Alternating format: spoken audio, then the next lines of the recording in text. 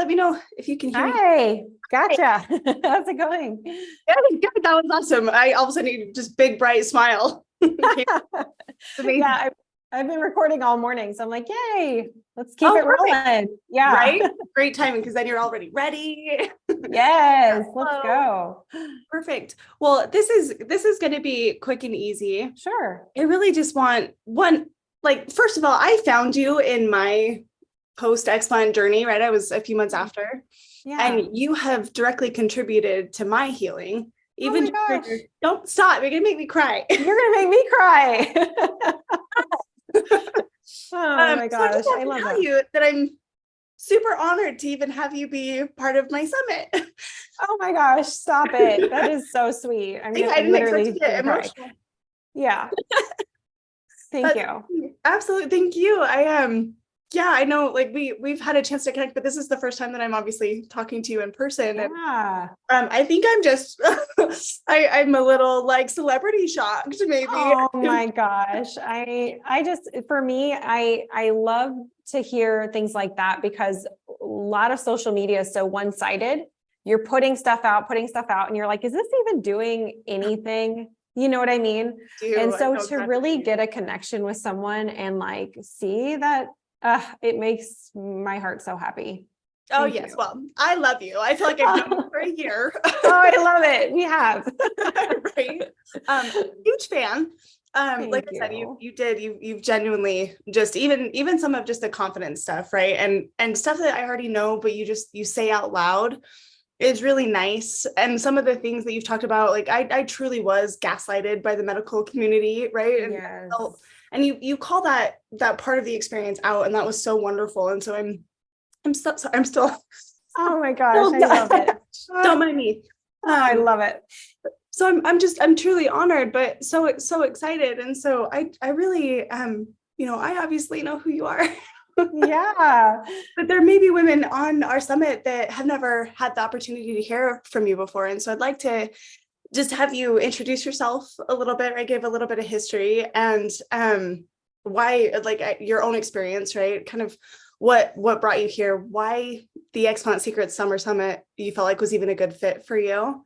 Yes. And we'll go from there. Is that okay? That's perfect. Yeah. I'm totally, however it flows, I'm good. I probably won't even cut this out because I think people know Oh, I love it. that I'm a big crybaby. And I think people need to see more humanism. You Yeah. know, we're so disconnected. So I love it. Is that not the truth? Yes. So true. So how did this even start happening for you? Like well, actually, why don't we start with this?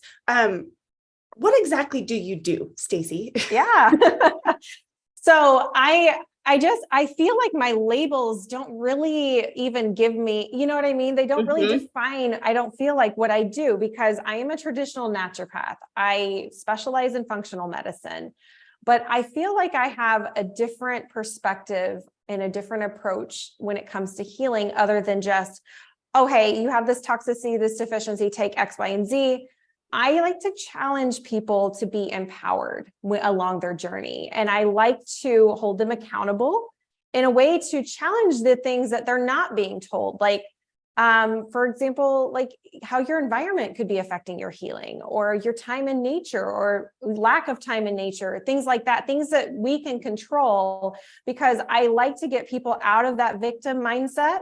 Which is something that we embody when we're not feeling well. We don't even realize it. So a lot of times when someone's telling us something that's triggering us, we know it's something that we need to touch on and something we need to work on. So yes, technically I have a virtual practice. I work with patients of all different issues. I do have a lot of breast implant illness women come to me just because I think we empathize with each other. We've been through the same thing.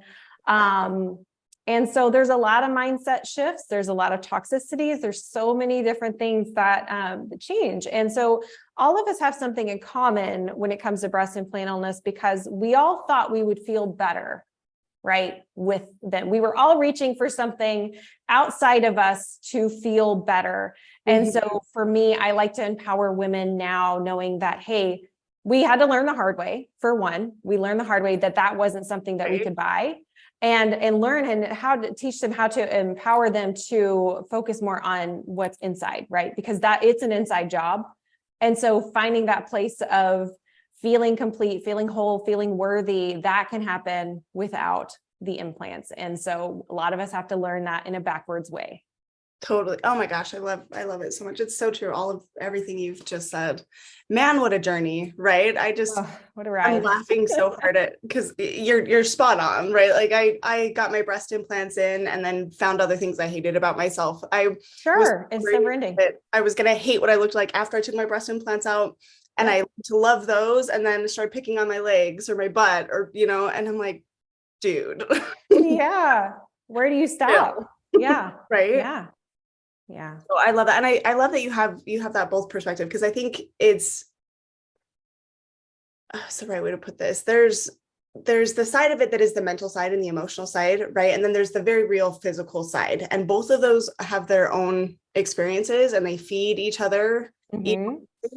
But I think when we start talking about mindset and spiritual practices and journeys and ceremonies and things like that, it can, some people, like that personally, I kind of shut down. Yes. I start going like, whoa, that's too woo-woo, right? Or that's for sure. Yes. And it's so funny because every time I hear that stuff, like it actually really works for me, right? And I really align with the message, but some of that verbiage and stuff. And so I think it's really important to, like, one of the reasons I wanted you to be part of the summit is because you do an amazing job of blending those two worlds, where it's very real medical perspectives, right? And insight on what's happening with your gut and what's happening with your brain and what's happening with the toxicity and the metals. But then you also talk about how that impacts your mind and your emotional experience. And so I think that's going to be a wonderful. Yes, I am so excited to talk in that part. And like, yes, I totally feel you, because I do talk a lot about mindfulness and things like that, but I don't want to lose people, because I like for them to think about what is happening biochemically. Like, how do we change our situation that we're in that we don't want to be in? And to do that, you have to do things differently, right? We can't expect things to change and have the same thoughts and the same habits and the same actions every single day.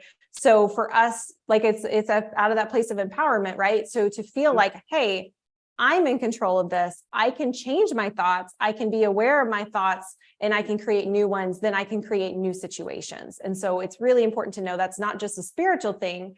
It is very much a neurochemical process that's happening. I love that. I think that's a beautiful insight to why it's so important that women hear these messages, right? We've got a couple of speakers lined up that are on that wave of content, and it's going to be so beautiful, but you have to have an open mind to hear it and understand it. So I think your unique ability to explain that science will really help all of those messages settle in really well, right? And all the women to be able to take advantages of all of our speakers. Yes. And I'm excited for that. Totally. I'm so excited. When you said yes, I'm like, did she really just tell me yes? Oh, for me, it's a part of, being full circle is a part of giving back to other people and other women and inspiring them through this, and inspiring them to not only get through the physical part of the surgery, right? But working through some of those mental things that cause us to get it in the first place. That it's important to know, like, wow, I felt that way. That's why I got them, but I can be so free. Right. And to inspire women that is on the other side of these things. And sometimes we have to remove the toxicities and find just homeostasis in the body to be even thinking on that level. So it truly is a process and a journey. I love that. I love that so much. And just since we are on the topic, right, of the summit, what can you kind of just give a breakdown or a brief explanation of what exactly you're covering at this summer's summit? Yeah, I mean, I'm kind of open to however the flow of the conversation goes. If people want to talk more about the mindset work, the nervous system work, the toxicity and how they affect the nervous system, I'm all down for that. If we want to talk about how, the toxicities in general, To me, we already know, they're toxic. We know, so maybe how we can start to support detoxification and try to, it doesn't have to be all mindset. How can we physically support things like our lymphatic system, which is totally severed with that surgery? How can we start to support some of those in our immune system, even just post surgery and things like that? So I can go all over the board, whatever people want to know about, I'm happy to chat about. Well, and I love that because we do have women coming to this from all points of this journey, right? We've got some that are just barely explanting, some that their surgery is scheduled, but they haven't even made it that far yet. And some that are years past and still not feeling great and need the next thing to help support them in their journey, right? And to feel better. And so that dynamic nature will allow us to really serve each woman. And I'm really excited for that. I think something I personally am excited to understand more from you is what you just mentioned, right? Like the lymphatic system. Detox is a really sensitive topic in this space, right? And rightfully so, right? It is one of those things that like our bodies have been through hell. And so detoxing is so important, but it's also hard. It's hard to find the right system. It's hard to find the right person to follow, the right advice, like what works for me may not work for somebody else. Yes. It can be overwhelming. Yeah, it can be overwhelming. So I can share my experience because my detox experience was honestly not the best. So I can share that, how I would do things differently, how I do things differently with my clients now. And I mean, it really is. I'm so thankful for things like this, because if it wouldn't have been for the initial breast implant illness group, I think it started on Facebook or a website or something, I would have been in denial about that part of my health journey too. So it really is empowering for people to know if they're even thinking about like, gosh, could this be affecting my health? And, I'm glad to be a player and to help to make, just put the message out there is like, definitely is a piece. Yeah. So obviously you went through this. How long did you have your implants? I had them about 10 years. So I got them, I think I was like 20 or 21, my prime, for me, it was like, I can, it's the one thing I can't. 30s. Yeah. I thought it was then, but it's definitely for sure. Oh my gosh. Yes. 30s is totally different mindset. And I probably wouldn't have gotten them had I waited, till that confidence kicks in, or just that understanding of, not trying to people please and be somebody that you're not. But yeah, so I had them for about 10 years, and I was honestly getting to the point where I was going to replace them. Oh yeah. And I was like, I don't know, I'm feeling pretty crappy. I'm getting new symptoms every year. I feel like this could be a part of it. And it was still pretty new. It's not even a diagnosis still, which it never will be, because insurance doesn't want to pay for removal of all of them. Right. So I know I have a $9,000 medical bill that I'm still paying for because they don't want to cover it. Exactly. So yeah, it just really was a gut instinct that you have to act on, and nobody's really going to validate it for you. You have to truly be an advocate for your health and say like, I know that things were different before I had them, and I know they can be better. Which I think is really important because, especially for women, obviously women on all spectrums of this journey, but I really identify with what you just said, because I'm like you, I got mine when I was 19 and I had them for 12 years. And in that time, it is really like, because you don't immediately feel like you're dying. Right. So symptoms start piling up slowly. And over 12 years, I got really, really, really sick. Right. Yeah. But it's really hard because of the lack of education and the information circling that's readily available to us to make those connections. And so even though I was searching for issues or answers to my issues for the last 5 years, that information wasn't right there. And I was in denial too, right? Like I didn't want my breast implants. I liked my breast implants. I didn't want to take them out. When they're a part of your persona, of course you don't want to, right? Because that's like, it goes back to that, that whole person that you think of yourself to be. Anything that's going to remove you from that or take you into an unknown place is terrifying. Totally. Right. Like you said, we get them, I got them thinking I needed them to to feel whole or to be more womanly. And Yes. that is so not even remotely close to the truth. Right. I had to address all of those feelings, right, when I got them out. And so Yeah. but what you said, like the sickness kind of it piles on, right? And Right. at time, it's really hard to remember what it felt like 10 years ago, right? Like, what did I feel like before I got these? And so it's kind of hard to gauge, like, if I get them out and I feel better, I don't have Yes. a reference point, right? It was over a decade ago. I've been sick forever. I don't know. Right. Well, and then you have people chirping in your ear saying, well, you're 30. Yeah. This is normal. It's normal to have mommy brain. It's normal to have hormone issues. Like we have all this normalization of dysfunction that it really is hard to be an advocate for yourself because you're truly going against the grain, but we know what our truth is. And so the more you can tap into that, the better that you can, feel justified in your decisions. And it is people like that that are validating us and saying like, yeah, that's a real thing. It happened to me too.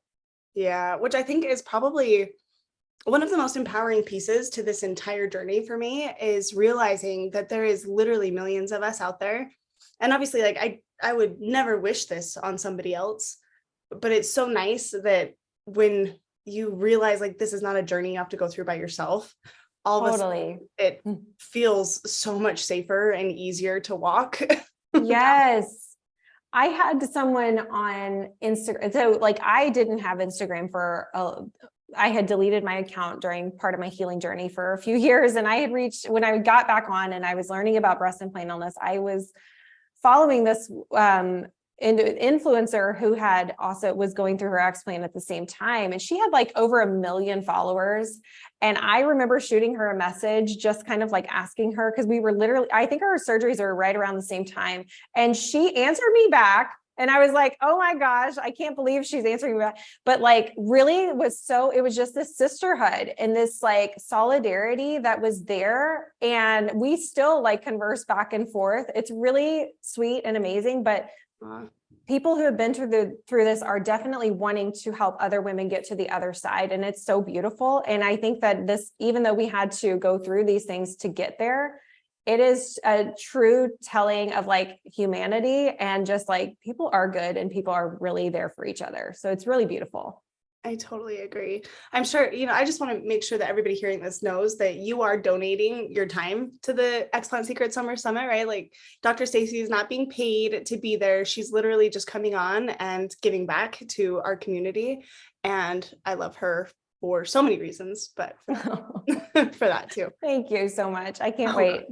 I am so excited, Stacey. I think you, like I said, there's so many things I could ask you about and talk to you about. Like I want your input on tests, right? Because like there's no specific test for breast implant illness. No. Right. And so can you just on that topic, since I'm thinking of it, what are the common things that you run through for somebody that has breast implants?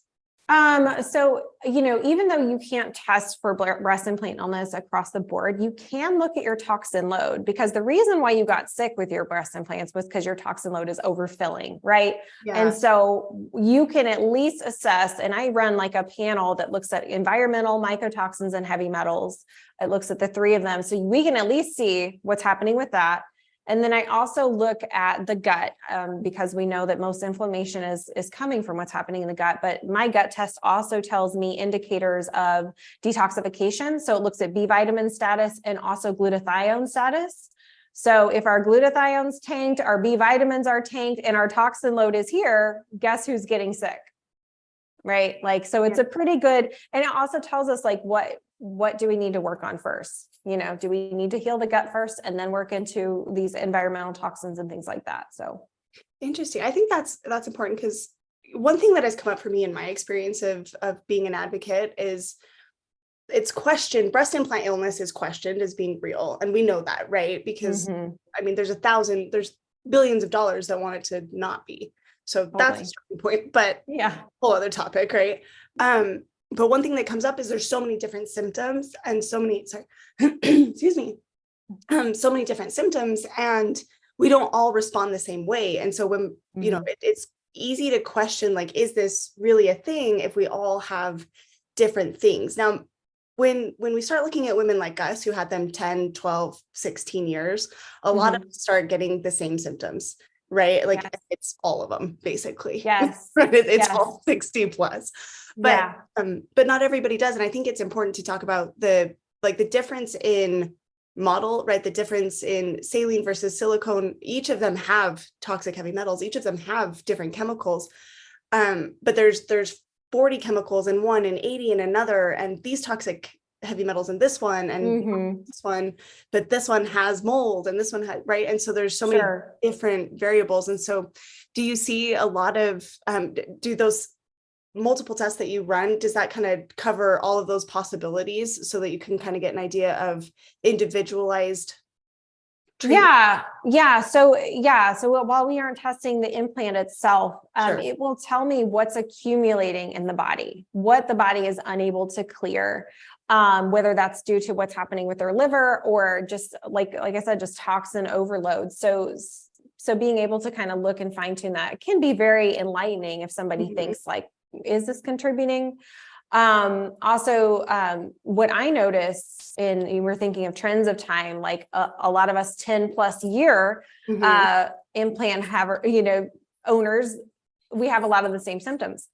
I don't have women who got them 40 years ago that are sick with breast implant illness. Not to say it's not happening, but I'm saying there's something that changed around that time frame. And these girls who are even younger now in their 20s are having noticeably more toxic effects immediately after getting their implants. So within a year time, they're seeing these, issues versus us, it took 10 years.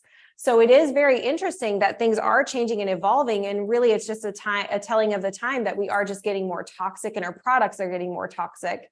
Because there's women who've had them for 40 years that are still fine, still going. Yeah. Not to say that they're not dangerous for them, but did they have less toxins in them? And maybe their toxin load isn't completely overfilled. And so I think that can just take some of the question of doubt. Like, is it real? Just know that every version of it is a little bit different. They're becoming more toxic as we go. And, maybe that wasn't the case 40 years ago. Yeah. Yeah. And there's not, like, we need to be able to look at all of those pieces, right? Because we know regardless of if somebody has had them for 40 years and they haven't had all of the issues that we had, the likelihood of them still having like hormonal imbalances is still high. The likelihood totally. their immune systems are still impacted. And so just because they don't feel horrible doesn't mean that their health isn't being impacted by it. Oh, totally. Right? Yes. And the cancers, right? I think that's a big thing, that because we know that all of them, regardless of if they're saline, silicone, right, they all have the opportunity to cause the breast implant associated lymphoma. Absolutely. And that's not something we're, the black box warnings just kind of like, oh, we'll just slip that in. They'll never know. I was literally just talking to Robin and Terry from GPAC, and we talked about that exact same thing. Like, not a single one of us are getting a notification in the mail that said, hey, by the way, we found the implants you have in your body cause cancer. Yeah. That's not happening. That's not happening. And I remember the only informed consent I had at the time was just due to the actual surgery itself, not the implant itself. So much. I mean, if they gave me a Bible of symptoms that could possibly happen, I probably would have rethought things a little bit. Right. I can honestly say just where I was at in my life at that point, I was so conditioned to believe that I needed them. Yeah. And I honestly think I would have still got them. I may have too, honestly. I mean, I say that now in my 30s. We probably would have still. I probably would have. Cancer, I might have been, if that had been part of the conversation, I may have been a little bit more hesitant just because my mom almost died from cancer. So I think I would have had a little bit more of an emotional, like, hesitation. But I've still got them. Right. But at least I would have known when I started getting sick that was a possibility, and I could have done better sooner. Yeah, absolutely. We can only receive what we're ready to hear, and if you're convinced this is the missing link, you're going no matter what anybody says. So, right. Gosh, and it's okay. Right. Like we're built into this society. We're all navigating our own journeys. Like there's definitely probably going to be women at the summit who are not ready to remove their implants, and that's okay. Right. But we got to take care of you. Right. So we've got to learn how to put our health first. And for me, that was explanting, and I'm so glad, because man, Yeah. Man, I Gosh, feel so much better. I know it is. Yes. Yeah. No, totally. What was your because like me personally, I'm still kind of struggling with some of the gut stuff. And Mm-hmm. so did you have anything after your explant that kind of took a little bit longer to get through? Oh my gosh. Yes. I was not one of those people that immediately felt like physically, structurally, I felt better. My Yeah. back pain went away. I could take a deep breath. Like things were different in that way, but I still had a ton of inflammation. I had major gut issues that had to be addressed. I had just about anything that could be overgrown. I did yeast, mold, fungal, bacterial, all those things. So I had a lot of work to do, and I had a lot of detoxing to do, heavy metal load, of course, throughout the roof. And so that coupled with, lifestyle things, and it's been quite the road. But I will say, I don't think I could have gotten there had I not removed my implants, right? Because you have that constant stress to the immune system that really just, you can't get over the hump. For a lot of people. So when I have women come to me that have implants, but they're not necessarily ready to explant, I say, look, we have all these things we can support right now. Maybe when you start to see those glimmers of hope and start to feel better and just can't get all the way over there, maybe that will be your time. And it's okay. Yeah. You can support a lot until then.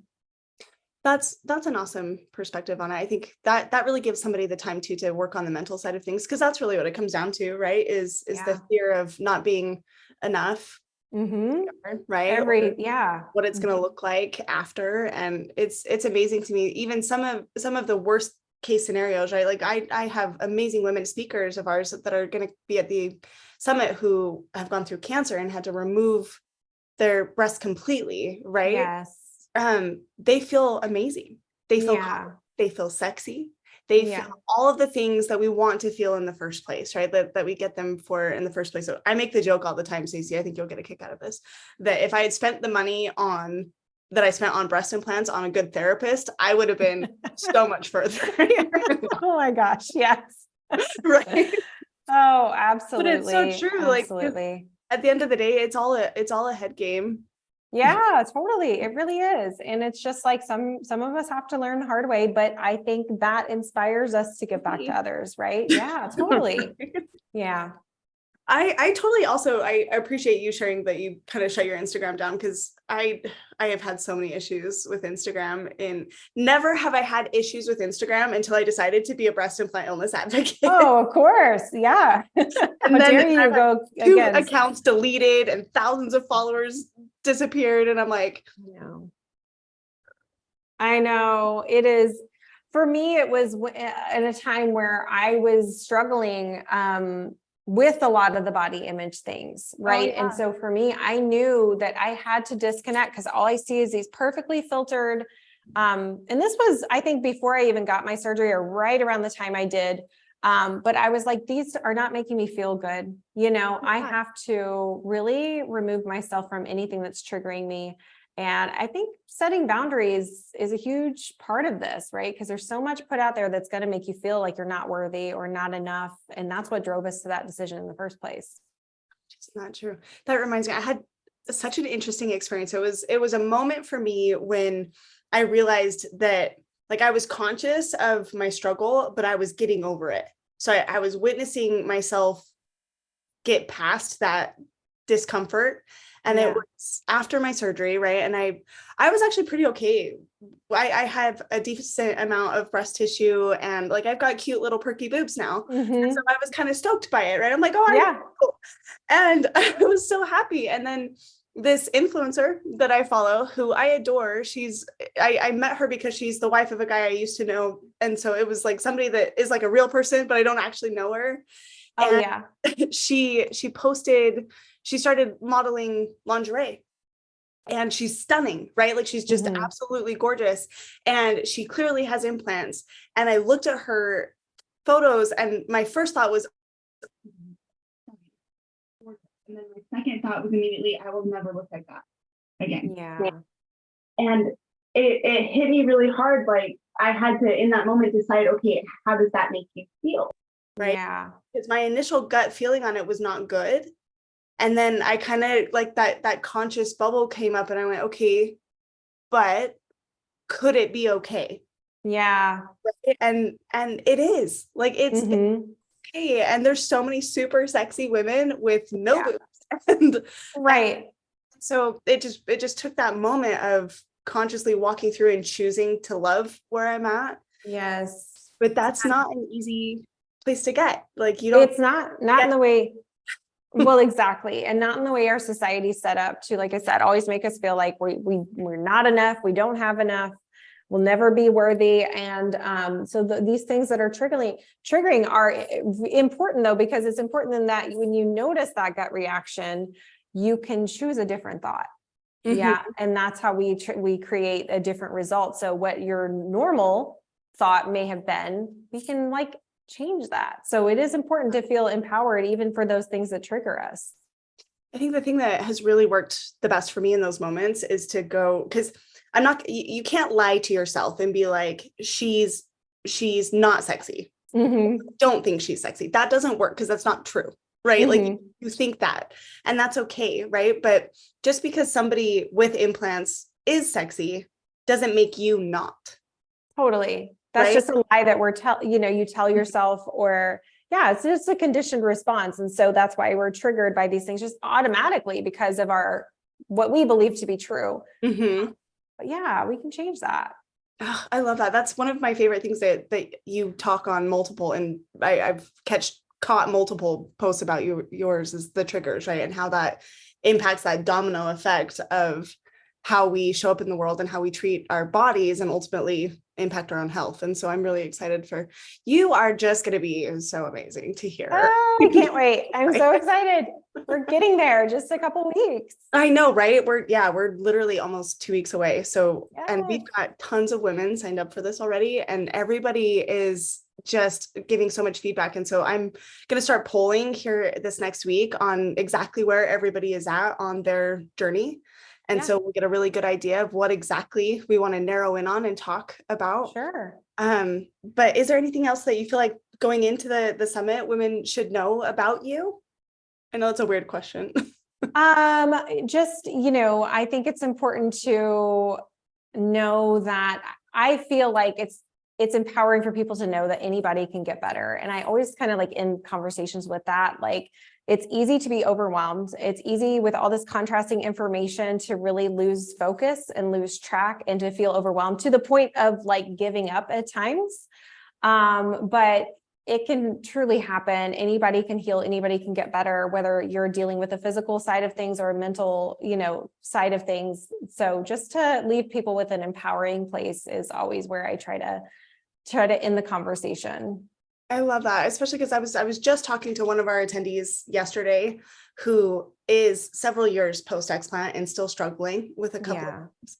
And so she's on my heart right now as you say that, because this is her next step in hope of finding the thing that will help her feel better, right? And so I really love that. Yeah, and if it helps one person, right, then it's totally worth the time and the effort, right? And so that's what I love so much. I have a love-hate relationship with social media, but I love that part of it when you can touch and change someone's life and someone that you wouldn't otherwise connect with. So it can be beautiful.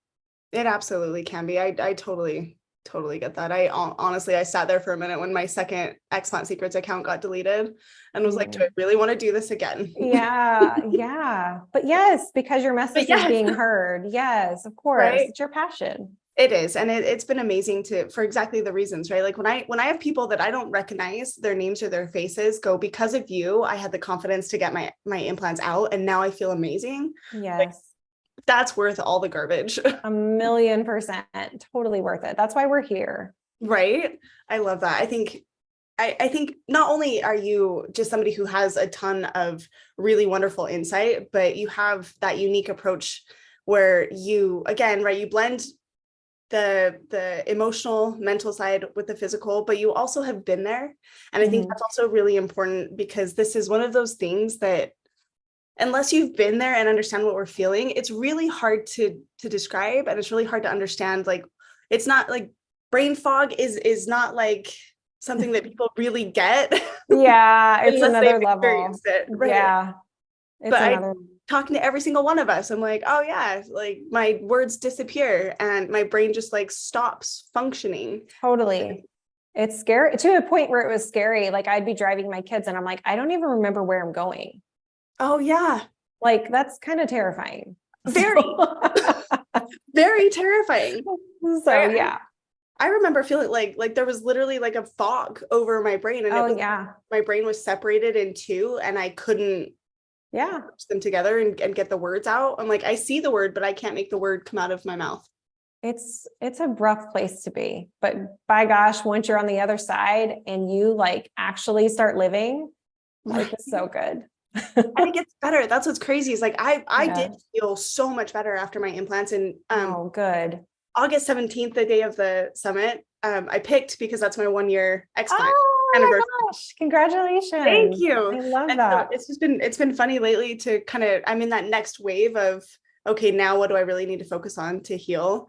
And it's really interesting to think like my bad days today were good days a year ago.